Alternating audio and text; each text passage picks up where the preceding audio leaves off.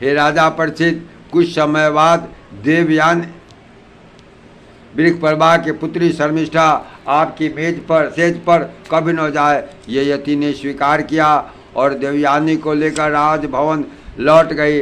हे राजा परीक्षित, कुछ समय बाद देवयानी पुत्रवती हुई। शर्मिष्ठा सदैव दासी भाव से उनकी सेवा करती। समय व्यतीत होने के साथ ऋतुकाल का आगमन हुआ। एक शर्मिष्ठा राजवाटिका में बैठी थी। उसी समय राजा ययति वहां पहुँचे और शर्मिष्ठा के निखरे सौंदर्य पर मुक्त हो गए।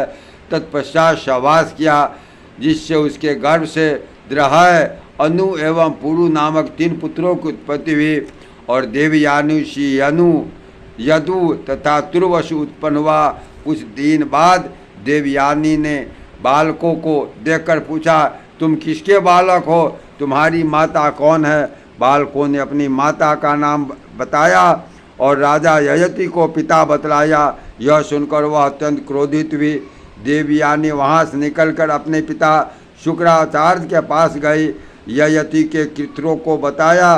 पुत्री के दुखी होने से राजा ययति को श्राप दिया। हे राजा ययति, तू स्त्री लंपट एवं मंद बुद्धि है। मेरी आज्ञा को भूलकर पर स्त्री संसर्ग किया, इसलिए तुझे शीघ्र बूढ़ा पा जाए। यह सुनकर राजा ययति विनती करने लगा, हे ब्रह्मदेव, आपकी कन्या से विषय प्रसंग भोग करके अभी मैं तृप्त नहीं हुआ हूँ। इस श्राप से आपकी पुत्री का भी तो अहित होगा। तब शुक्राचार्य जी बोले, यदि कोई प्रसन्नता से अपनी जवानी तुझे प्रदान कर दे और बदले में तुम्हारी वृद्धावस्था ले ले तो तुम पुनः युवा हो जाओगे।